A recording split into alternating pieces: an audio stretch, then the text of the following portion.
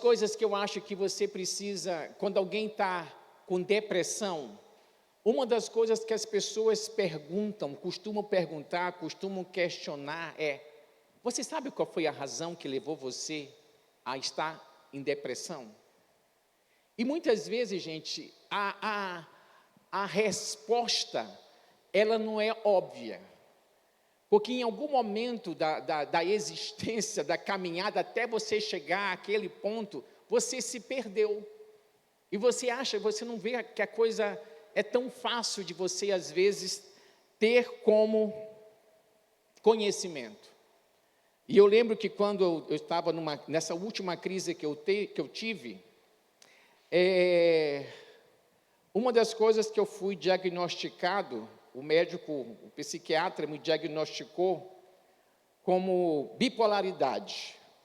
E é interessante que eu olhava para mim e falei: gente, eu não tenho bipolaridade. Mas ele me diagnosticou como bipolar. E eu comecei a tomar medicação. Porque assim, quando você vai para um psiquiatra, ele vai fazendo várias experiências até entender qual é a medicação que fica melhor para você, que você se adequa.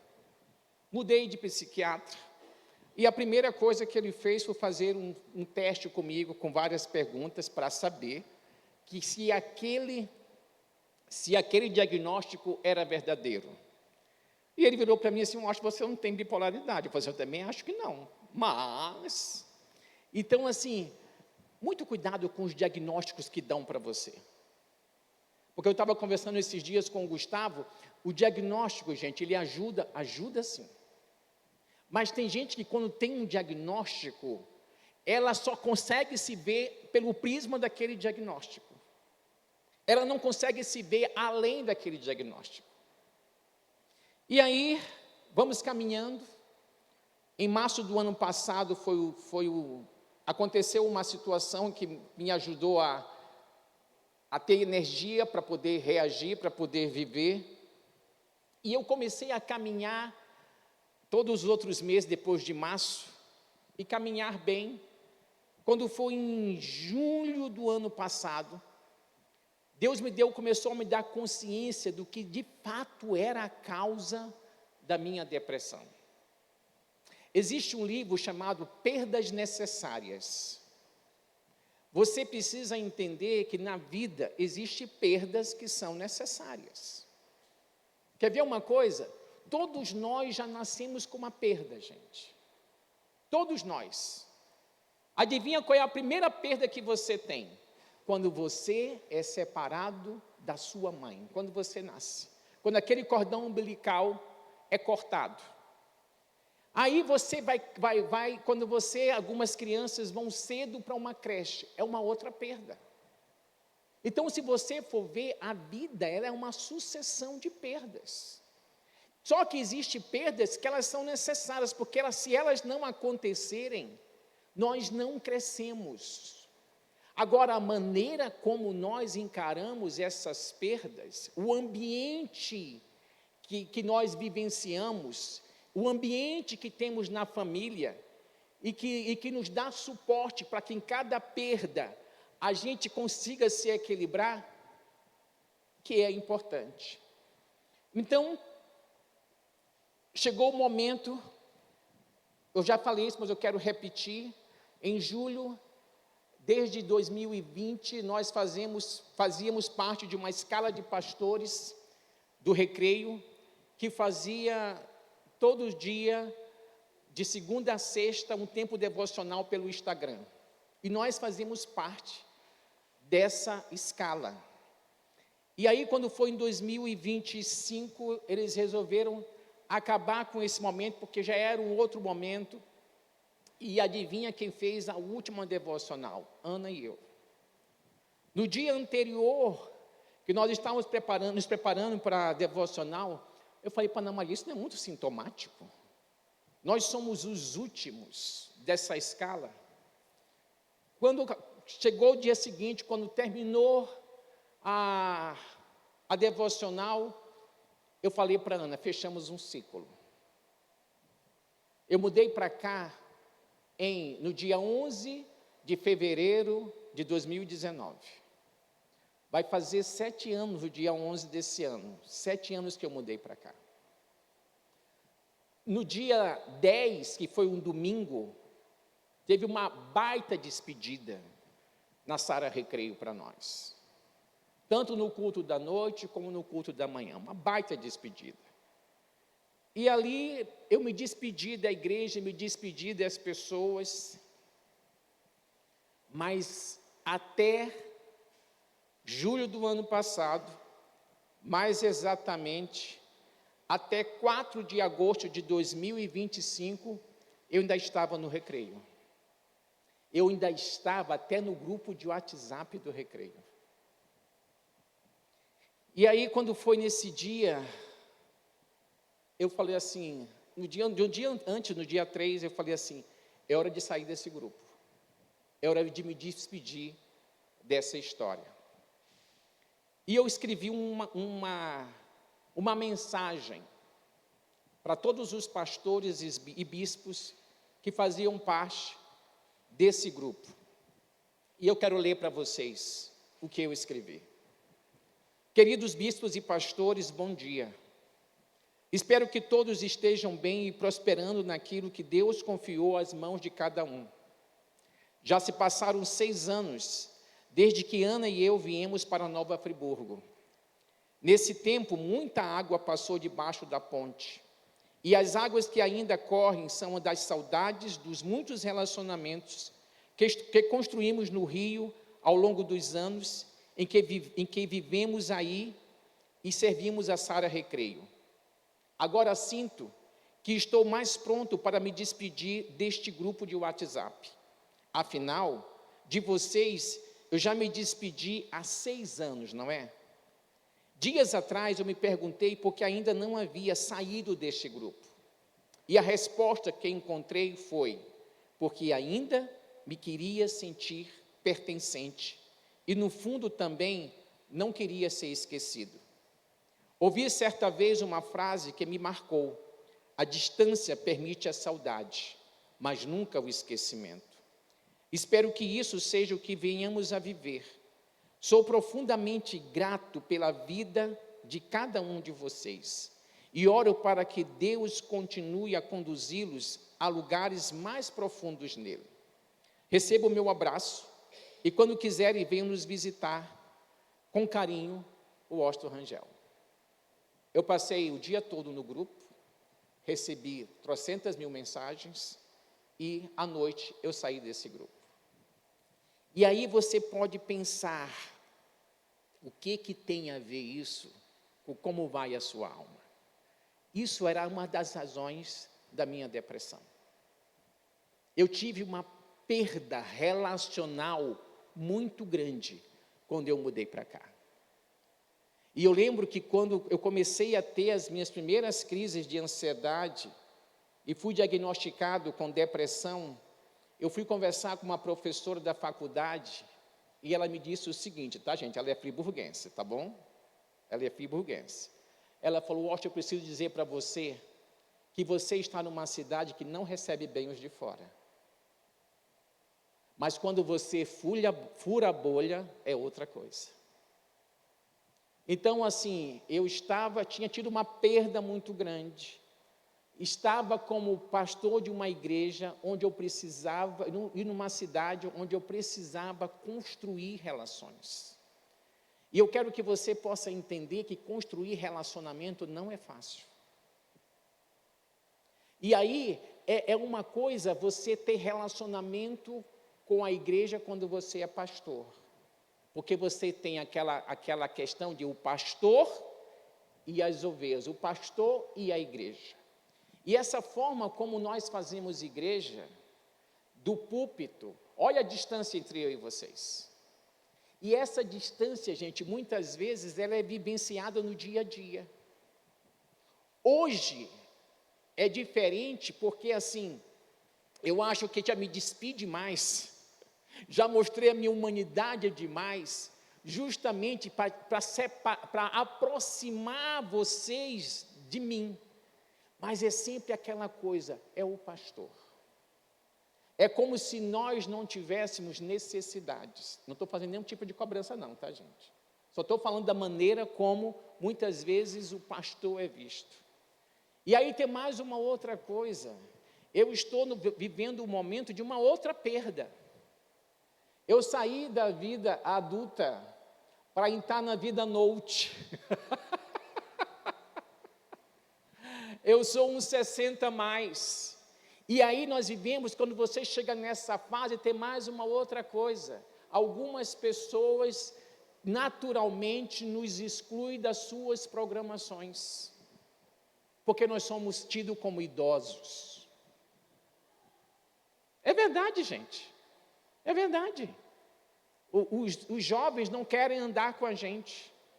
E é interessante, eu não sei quantos de vocês assistiram, que programação linda, eu não assisti todo, mas assisti parte, a abertura dos Jogos de Inverno. Uma das coisas que mais me marcou naquela abertura, quando eu cheguei em casa na sexta-feira, que eu assisti um pouco, o que mais me marcou era o encontro de gerações.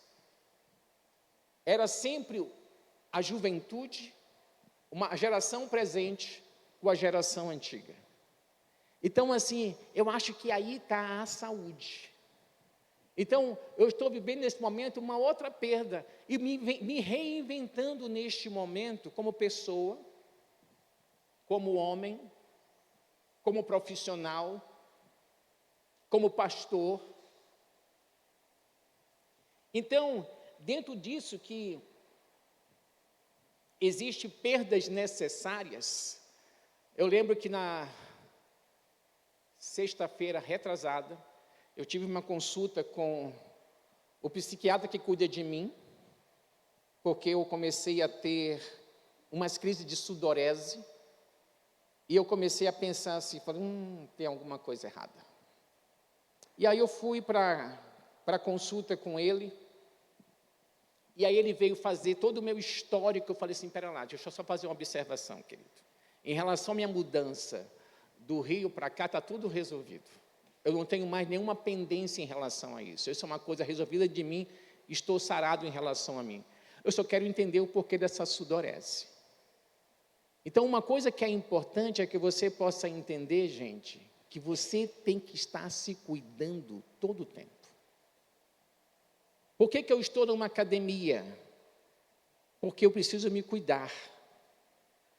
Atenção, pessoas idosas desta plateia, pessoas noutes, comecem pelo menos a caminhar, queridos. Pelo menos caminhem. Esse negócio de ficar sentado na frente da televisão, isso adoece a gente. Pelo menos caminhem. Então, quando eu começo a falar para vocês de descoberta da minha chave da depressão, eu preciso falar para vocês de que a minha alma neste momento, ela está muito bem. Muito bem. Mas dentro daquilo que eu estou me propondo falar nessa manhã, eu não sei se vocês já ouviram essa afirmação. Nós somos espírito, possuímos uma alma e habitamos num corpo. Já ouviram isso?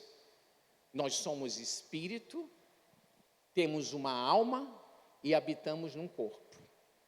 Lá em 1 Tessalonicenses, capítulo 5, versículo 23, diz assim, 1 Tessalonicenses, capítulo 5, versículo 23, eu vou ler na Nova Almeida atualizada, diz assim, o mesmo Deus da paz os santifique em tudo, e que o espírito, alma e corpo de vocês sejam conservados íntegros e irrepreensíveis na vinda de nosso Senhor Jesus Cristo. Observe uma coisa, deixa aí mesmo, por favor. Observe uma coisa interessante. Nosso espírito foi salvo, nossa alma está sendo restaurada. E o nosso corpo, querido, também vai ser transformado.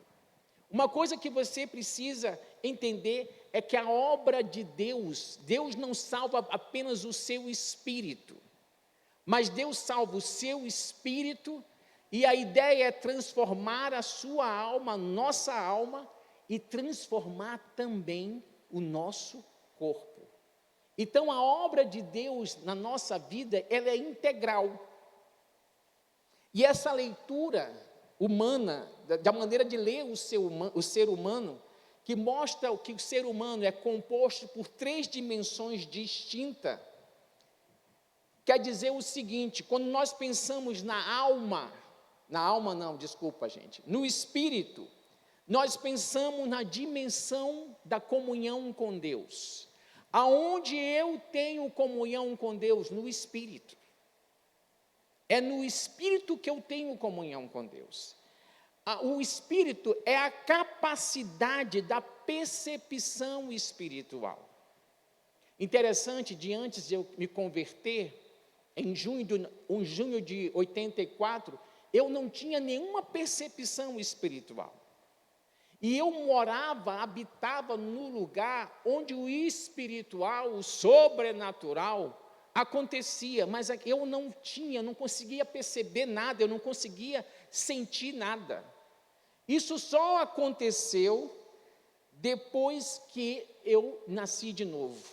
Então, o espírito também é o lugar de regeneração, aonde eu me tornei nova criatura no espírito. Gravem isso. Aonde que eu e você nos tornamos nova criatura? No espírito. Observe o que diz João capítulo 3, versículo 6.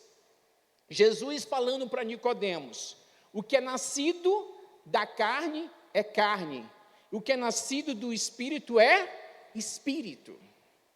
Então, aonde que eu e você fomos regenerados? No espírito. Aonde nós nascemos de novo? No espírito.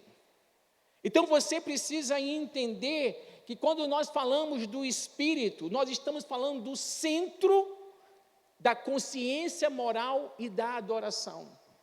Lembra quando Jesus encontra aquela mulher samaritana, sobre a discussão se era naquele lugar ou em Jerusalém que Deus tinha que ser adorado? Ele fala assim mesmo: verdadeiros adoradores adoram o Pai em espírito e em verdade. Para eu poder adorar a Deus, eu tenho que me tornar um ser espiritual. E o momento que eu e você nos tornamos esse ser espiritual? Quando nós nascemos de novo. Posso ouvir o seu amém? Então, o espírito é esse lugar de regeneração, é esse centro da consciência moral e adoração. A alma é o psique, é a alma onde reside a nossa mente, pensamentos, raciocínios. Existe uma psiquiatra chamada Ana Beatriz, e que ela diz que aquela frase célebre de Descartes, penso, logo existo, ela fala que é um desserviço para as pessoas. Por que ela fala isso? Você é fruto somente dos seus pensamentos? Pensa bem. Tem horas que as pessoas fazem alguma coisa para nós e dá vontade de matar a pessoa. Não passa na sua mente: ai, se eu pudesse passar pelo carro por cima dela. Agora eu te pergunto, por que você teve esse pensamento? Necessariamente você vai fazer isso? Então, se nós fôssemos simplesmente fruto dos nossos pensamentos, tudo que passasse na nossa mente, nós faríamos, iríamos executar. Então, nós não somos só fruto do nosso pensamento, porque a Mila, a minha pessoa canina, pensa, mas ela não raciocina. Essa é a diferença. Quando chega um pensamento na nossa mente, nós temos aquela condição de ter uma consciência crítica sobre aquilo e de decidir fazer ou não fazer o que está na nossa mente. Então, uma coisa importante, quando nós falamos sobre a mente, é o lugar do pensamento, é o lugar da consciência, é o lugar do raciocínio. Quando nós falamos de emoções, nós estamos falando de afetos, de sentimentos. E é uma coisa interessante que você vai ver que todo sentimento, ele tem uma resposta corpórea. Todo sentimento. Você vai ver que quando você está alegre, o seu corpo expressa a sua alegria. E é interessante que a Bíblia fala que o coração alegre aformoseia o rosto. Quando uma pessoa está alegre, gente, o rosto dela resplandece, o rosto dela ganha um brilho diferente. A pessoa fica bonita, porque o coração está alegre. Quando o coração está abatido, o contrário também é diferente. Sempre a emoção, o afeto, ele vai ser demonstrado no corpo. Uma outra coisa importante, quando nós falamos sobre alma, nós precisamos pensar em vontade, a capacidade de decidir, a capacidade de escolha. E aí, ainda pensando sobre a alma, nós precisamos lembrar que ela é a sede da personalidade. O que significa isso? Nós estamos afirmando que é nela que se concentram os elementos que formam quem a pessoa é psicologicamente. Ou seja, a personalidade não está no corpo. É nessa leitura também que também não está no espírito. A personalidade está na alma. Sabe aqueles 4 temperamentos? Quem conhece os 4 temperamentos? Fleumático, sanguíneo, melancólico e colérico. Tá? Esses 4 temperamentos, eles, embora a psicologia não trabalha muito com eles, mas eles dão uma direção para a gente de quem nós somos. Então, assim, a personalidade, a alma é o lugar das decisões, dos conflitos internos, das memórias. A alma também, gente, é o campo de transformação. Existe um livro chamado Liberação do Espírito, do Atmani. Uma coisa que você precisa, se você tiver condições de poder ler esse livro, o Atmani fala que o grande problema do homem é a falta de quebrantamento. Quando não há um quebrantamento devido, quando não há uma alma restaurada, todas as vezes que há uma manifestação, um fluir do Espírito, se a sua alma não está bem, a sua alma contamina aquele fluir. Um amigo dizia assim, que você passa da unção, porque aí você usa aquilo que Deus está te dando para se projetar. E aí uma coisa interessante, quando eu falo que a alma é o campo de transformação, eu quero ler com você Romanos 12:2. 12:2. Não vivam conforme os padrões deste mundo, mas deixem que Deus os transforme pela renovação da mente. Fala comigo, renovação da mente.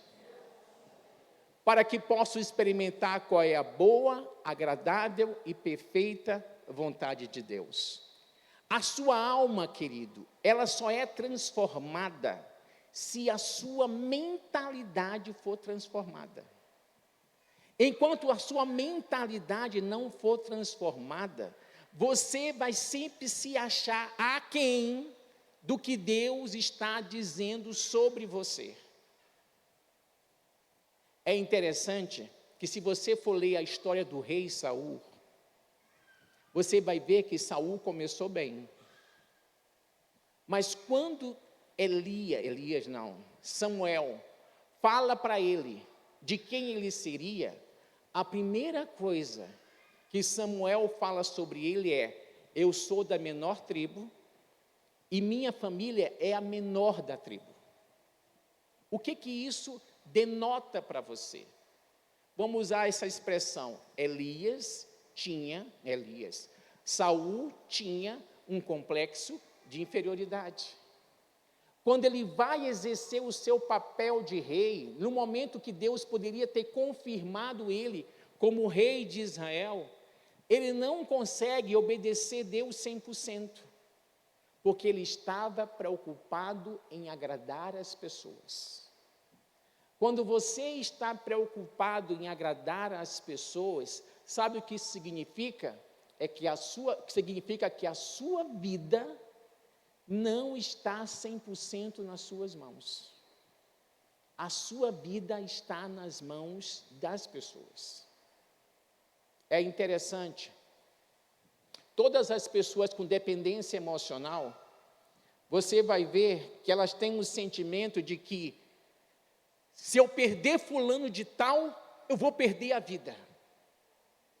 É como se tirasse o tapete debaixo dos meus pés. Você fez do outro, obrigado, você fez do outro o seu, faltou energia, gente? Você fez do outro a sua fonte de vida. Então, uma coisa que eu quero perguntar para você é, quem é a sua fonte de vida? Quem é que, se você perder, você vai sentir que perdeu o ar? Quer ver uma coisa? Quando eu tinha 27 anos, mais ou menos, eu tive que falar para Deus que eu não tinha condições de perder minha mãe. Porque era como se eu não conseguisse viver sem ela. Quando minha mãe falece, que eu vi que eu fiquei inteiro, eu posso dizer para você que Deus foi me trabalhando ao longo dos anos para que ela perda. Porque tudo que eu queria é que ela fosse eterna, sobre a terra. É possível? Não. Então, uma coisa que você precisa pensar é, quem é a sua fonte de vida? E tem aquela situação, querido, a transformação da sua alma está ligada à renovação da sua mente. E eu quero ler mais um texto para você em cima disso. Vai ser um texto longo. Efésios capítulo 4, versículo 17. Olha o que diz aí. Isto, portanto, digo no Senhor e testifico. Não vivam mais... Isso aí está na... Coloca para mim na NVI, por favor, Gabriel.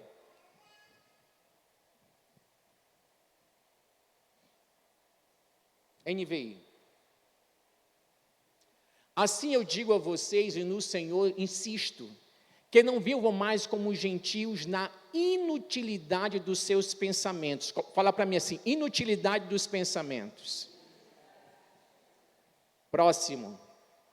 Eles estão obscurecidos no entendimento e separados da vida de Deus pela ignorância em que estão por causa do endurecimento do seu coração. Tendo perdido toda a sensibilidade, eles se entregaram à devassidão, cometendo com avidez toda espécie de impureza. Todavia, não foi isso que vocês aprenderam de Cristo. De fato, vocês ouviram falar dele e nele foram ensinados de acordo com a verdade que está em Jesus. Quanto à antiga maneira de viver, dispam-se do velho homem que se corrompe por desejos enganosos, para serem renovados no modo de pensar. Deixa eu te falar uma coisa, querido. Só há um despir do velho homem e um vestir do novo homem se houver uma renovação da mente. É por isso que você não muda hábitos. É por isso que quando você se vê fazendo sempre as mesmas coisas, desejando sempre as mesmas coisas, que você vê que é completamente contrário à vontade de Deus, é porque o seu entendimento, a sua mente está obscurecida. Por isso que você tem paixões que você sabe que essas paixões, elas fazem guerra contra a sua alma e elas não são da vontade de Deus. Deixa o texto para mim aqui, isso. Então, uma coisa que você precisa estar lembrando é, só há transformação, só há mudança de atitude, mudança de comportamento, só há hábitos novos, se houver uma renovação da mente. É por isso que alguns de nós continuamos com a velha roupa. para serem renovados no modo de pensar e se vestirem do novo homem, criado para ser semelhante a Deus em justiça e santidade, provenientes da verdade. E aí Paulo vai para uma coisa muito prática. Portanto, cada um de vocês deve abandonar a mentira e falar a verdade uns com os outros.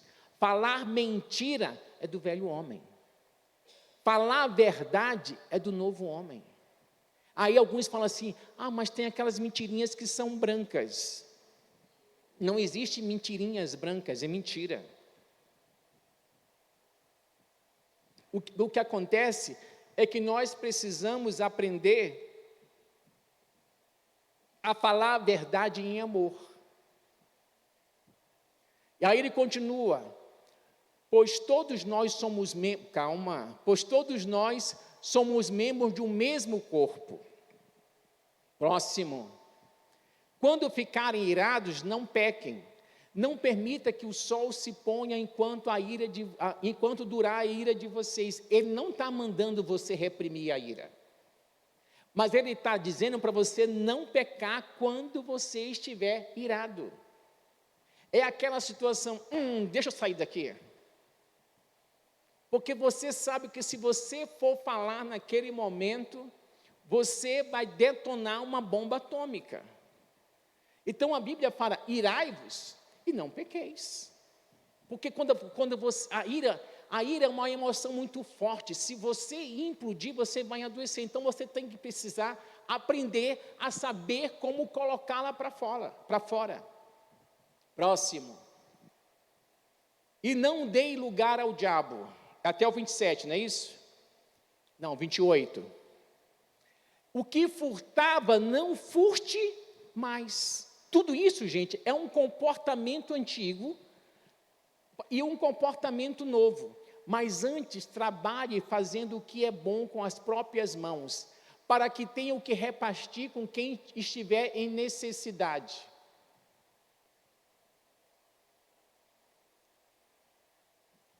Nenhuma palavra torpe saia da boca de vocês. Sabe o que é uma palavra torpe? Palavrão, gente. Sabe o que é uma palavra torpe? Falar mal das pessoas. Aí você precisa ver como é que está o seu linguajar, querido. Ô seu filho de Deus, que Deus te abençoe, que você vá para o céu.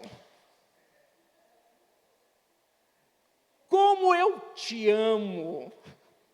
Sabe, você precisa aprender e verificar como é que está a sua linguagem.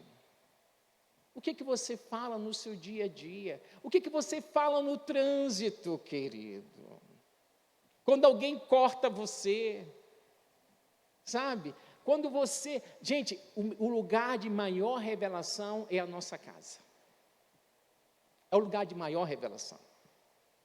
Se você quer saber se o irmãozinho ou a irmãzinha é espiritual, coloca uma câmera lá dentro da casa para ver como é que ele trata o filho, trata a esposa, trata a mãe, trata o pai. Aí você vai descobrir o quanto ele é espiritual. Mas uma coisa que você precisa pensar é na renovação da sua mente.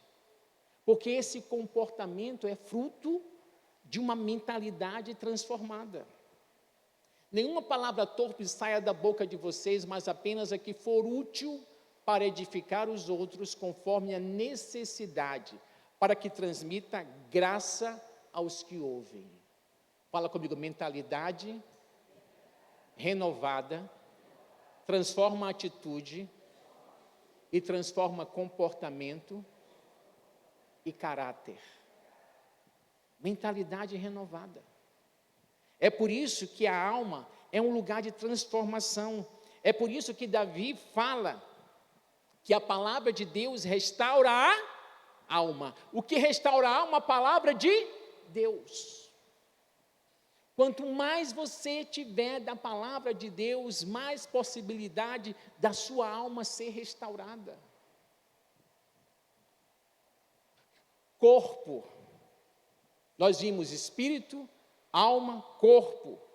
É a dimensão física, biológica, é o instrumento de expressão.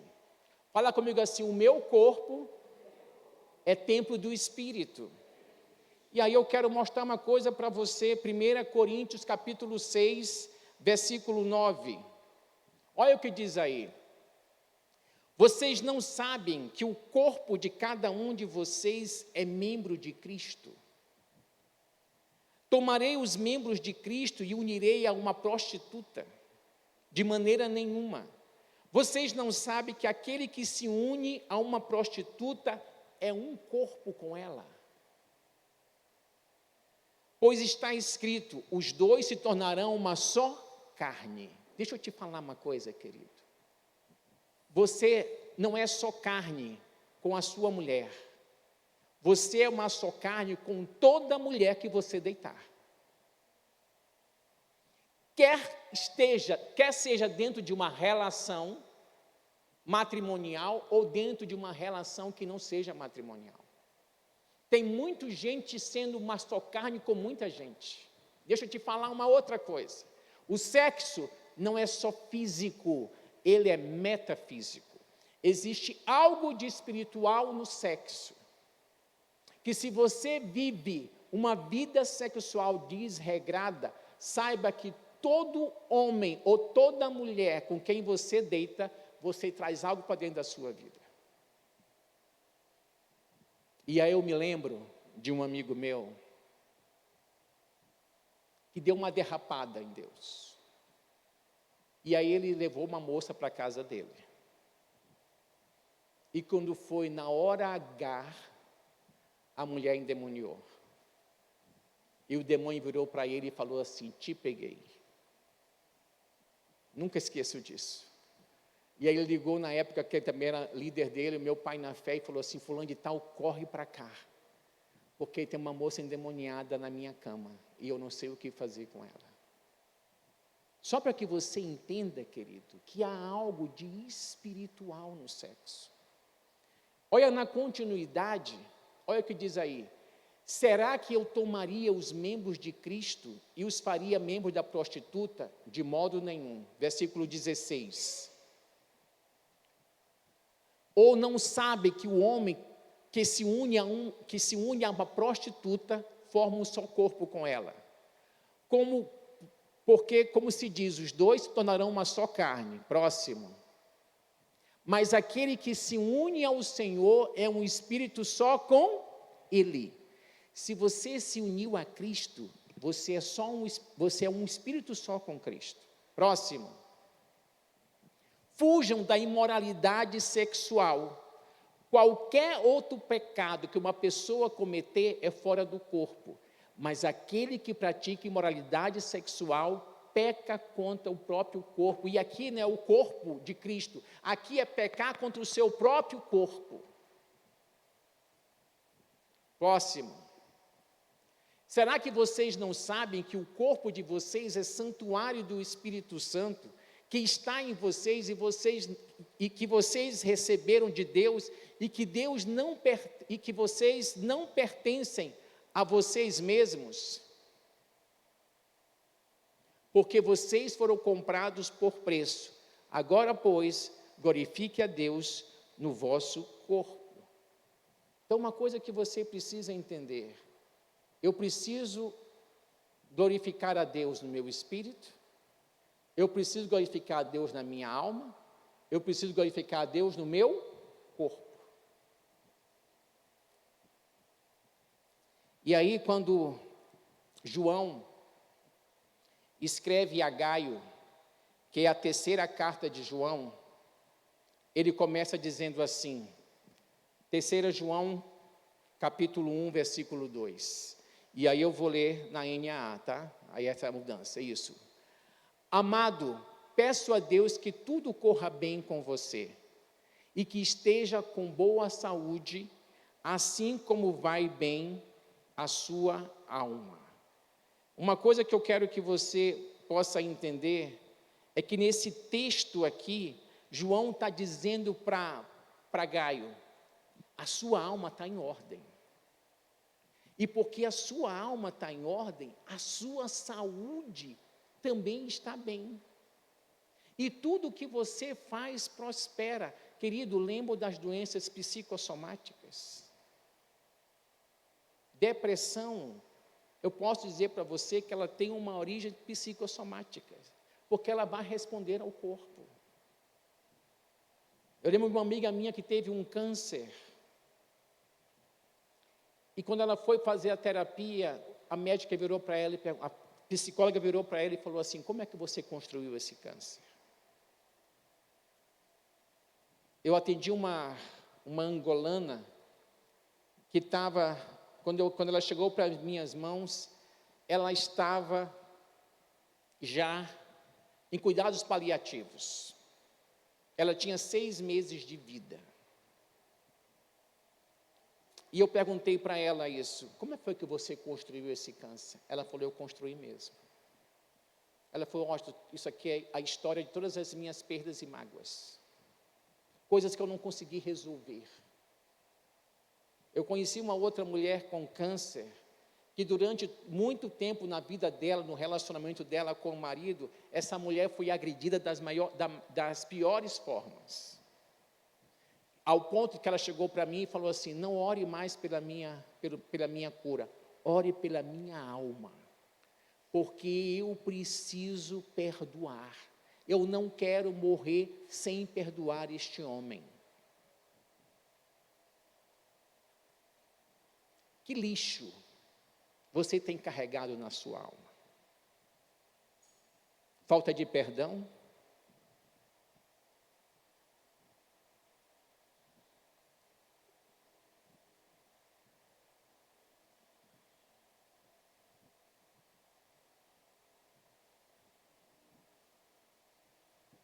João faz uma comparação clara: que você prospere e tenha saúde na mesma medida que a sua alma está bem.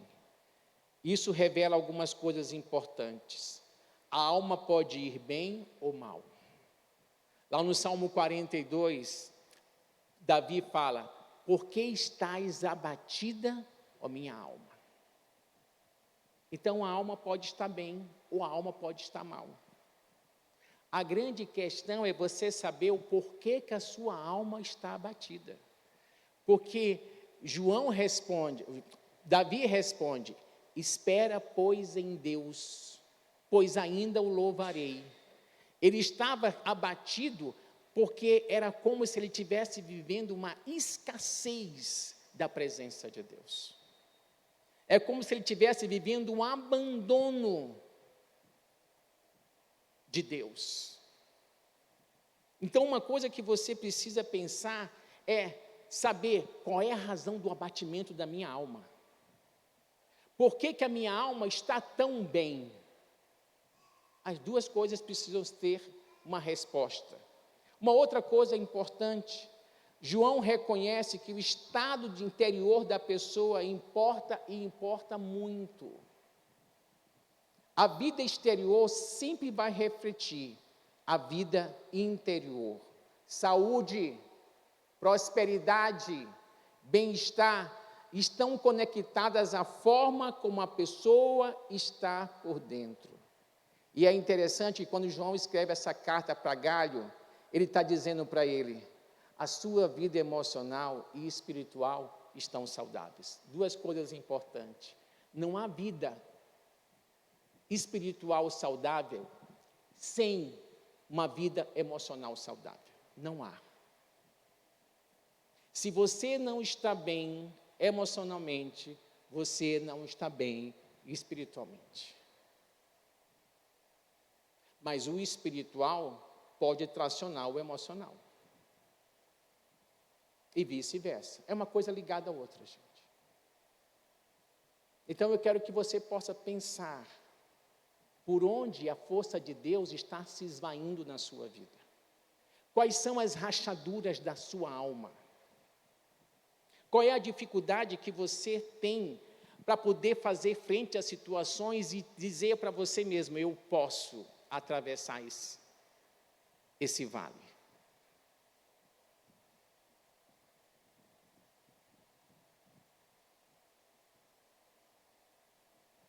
não é um desejo. O desejo de Deus é que a alma, sua alma e a minha alma, estejam em ordem. E eu quero que você possa pensar comigo, como é que está a sua alma hoje? De que você se ressente hoje? Quais são as dores, quais são as perdas que você não conseguiu resolver ainda? Que você não conseguiu processar ainda? Eu atendo um rapaz que que o pai dele morreu. Ele tinha 5 anos de idade.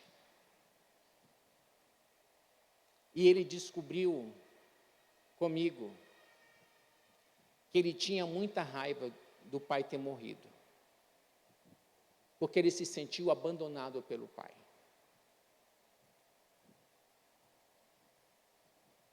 E aí, ele está processando esse luto do pai.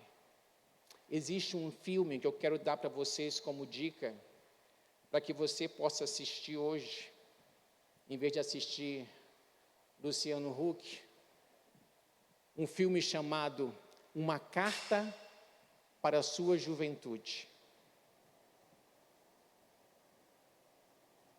Espero que não exploda nada aqui, né? Uma Carta para a Sua Juventude. Nesse filme, eu vou dar um pequeno spoiler, tá, gente?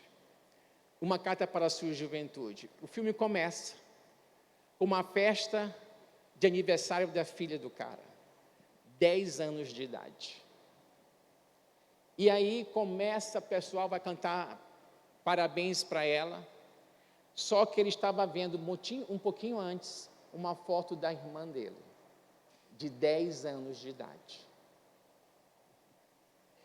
Só que aos 10 anos de idade, a irmã dele faleceu. E aí ele começou a ter um comportamento que a mulher não entendia, a filha não entendia. Um comportamento que expressava o medo dele perdê-la. E aí ele era órfão, porque o pai deixou ele e a irmã num orfanato e disse para eles assim: eu volto a pegar vocês. E nunca voltou para pegar. Então, todo cuidador que existia no orfanato, ele se rebelava contra. Sabe por quê? Porque ele tinha medo de perder de novo. E aí ele faz uma carta para a juventude dele. E aí ele faz uma carta para quando ele tinha 12 anos de idade, que foi a perda do pai. E faz uma carta quando ele tinha 15 anos de idade, que foi a perda da irmã. E aí ele está ali agora se despedindo do homem mais importante da vida dele, que foi o cuidador dele durante muitos anos. Quando esse homem faz isso, ele liga para sua esposa, que tinha deixado ele, porque ela não conseguia entender o comportamento dele.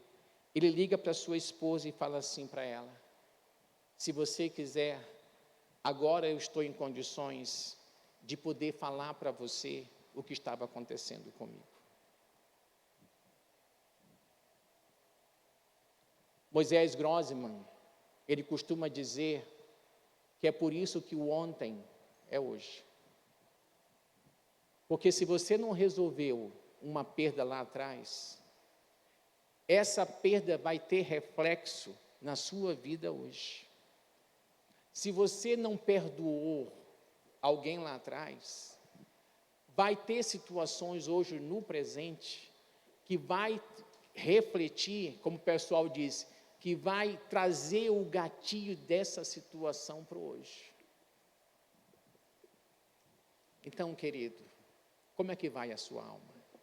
Fique de pé.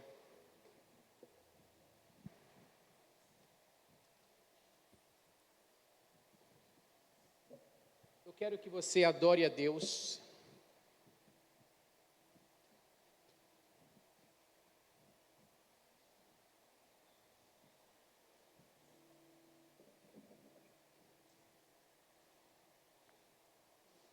Quero que você ore pela sua vida. Quero que você coloque a sua alma.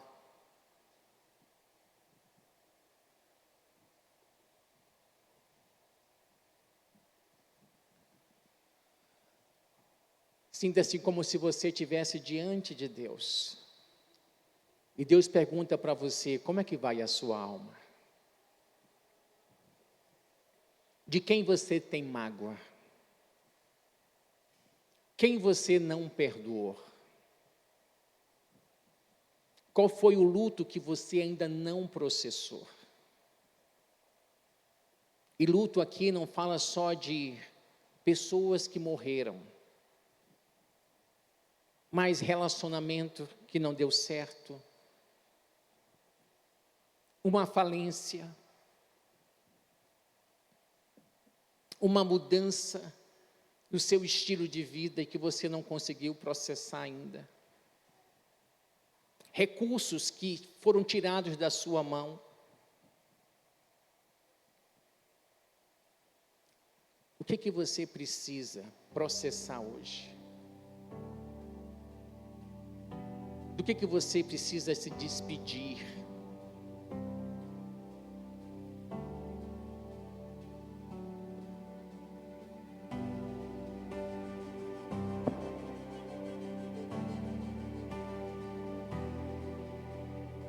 Vai colocando a sua vida diante de Deus. Espírito Santo, Espírito Santo, eu quero rogar a Ti que o Senhor possa estar envolvendo-nos com a Tua presença. Nós sabemos, Espírito Santo, que cura interior é um ministério do Senhor. É o Senhor, Espírito Santo, que tem o poder de andar, de entrar nas nossas memórias mais primárias. O Senhor tem registro a partir do momento da nossa concepção, do desenvolvimento de cada um de nós no ventre da nossa mãe, o momento do nosso nascimento, a nossa infância, a nossa adolescência, a nossa fase adulta. Em todo momento, o Senhor se faz presente. No momento do nosso casamento, no momento do nascimento dos filhos, da saída dos filhos de casa. Em todo o tempo, Espírito Santo, o Senhor se faz presente. E o Senhor sabe das dores que trazemos. Traz luz, Espírito Santo, traz luz. Derrama luz sobre as nossas trevas. Derrama luz sobre as nossas trevas. Ministra, Espírito Santo. Ministra, Espírito Santo. Ministra, Espírito Santo. Ministra, Espírito Santo. Ministra, Espírito Santo.